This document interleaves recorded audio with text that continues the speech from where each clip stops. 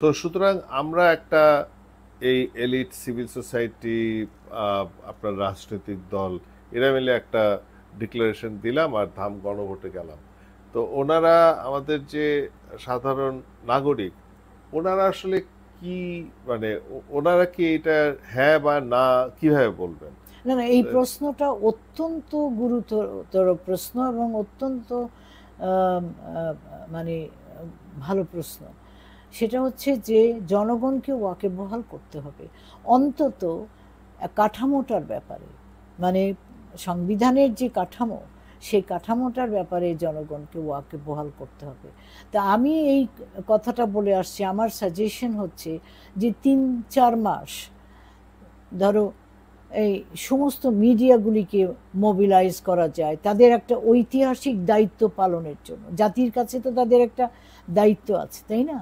এই দায়িত্ব পালন করার জন্য তাদেরকে কিন্তু বাধ্য করা যায় 3-4 মাসের জন্য, যে তারা একটা সাবস্টেন্সিয়াল এয়ার টাইম দেবে, যেখানে আলোচনা, বিতর্ক, কথাবার্তা, মানুষকে বোঝানোর জন্যে বিভিন্ন ওয়ার্কশপও এটা চলবে।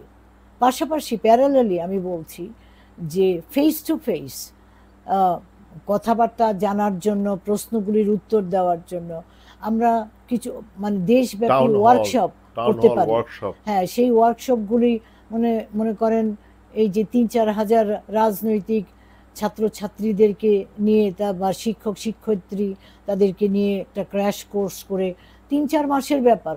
মানে ট্রেইনার দিয়ে হ্যাঁ, এবং জিনিসটা। বিভিন্ন জায়গায়, মানে রাস্তাঘাটে, বাজারে, টাউন হলে, স্কুলের অডিটোরিয়ামে, কলেজের অডিটোরিয়ামে এই ডিসকাশনগুলি হতে তখন পারে যারা পাবলিক যারা পেসে। না ভোটের পক্ষে থাকবে তারাও কি আপনি দিবেন তাদেরকেও ক্যাম্পেইন করার, মানে যারা এটা বিরোধী থাকবে এটা তারাও? তো গণভোটে উঠে